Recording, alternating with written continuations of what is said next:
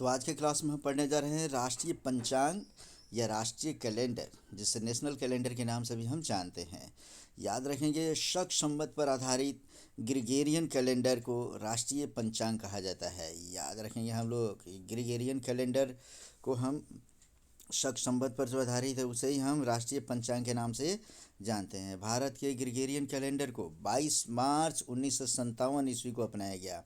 और ये काफ़ी इंपॉर्टेंट, स्टार का चिन्ह लगाएंगे इस पर कि भारत का जो राष्ट्रीय कैलेंडर है कौन सा है, ग्रिगोरियन कैलेंडर। उसे कब अपनाया गया, तो 22 मार्च 1957 ईस्वी को। ये किस पर आधारित है, किस संवत पे, तो शक संवत पे आधारित है। कहता है ग्रिगोरियन कैलेंडर सूर्य की गति पर आधारित होता है और इस कैलेंडर का पहला महीना चैत्र तथा अंतिम महीना फागुन होता है। काफ़ी इम्पोर्टेंट ग्रिगोरियन कैलेंडर भारत का वह कैलेंडर जिस पर हमारे यहाँ के जितने भी पर्व त्यौहार शादी विवाह फंक्शन निर्धारित किए जाते हैं वह ग्रिगोरियन कैलेंडर के आधार पर होता है बच्चों। और इसका पहला महीना जो होता है चैत्र होता है, जो प्रायः मार्च महीने में पड़ता है। 21 से 22 मार्च से शुरुआत होता है उसका, और अंतिम महीना इसका फागुन होता है।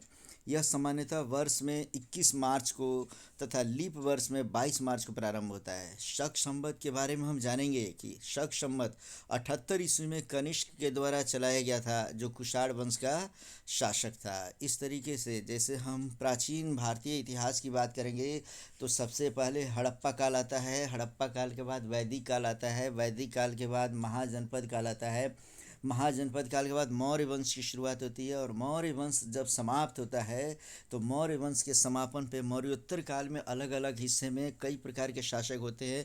उसी में कुषाण वंश का शासक था कनिष्क, जो अपने समय का महान शासक था, और उसी ने 78 ईस्वी में शक संवत को चलाया और वही शक संवत हमारे देश का राष्ट्रीय कैलेंडर बन गया। तो इस तरीके से जिस ग्रिगोरियन कैलेंडर को हम राष्ट्रीय कैलेंडर कहते हैं वह शक संवत पे आधारित है। तो हम लोग इसे पढ़ेंगे बच्चों। और नेक्स्ट अब हम लोग पढ़ने जा रहे हैं इसके साथ साथ और भी छोटे छोटे टॉपिक्स हैं जो हम एक ही साथ, अब हम राष्ट्रीय नदी और राष्ट्रीय पशु के बारे में बताएंगे, अगले टॉपिक में देखेंगे।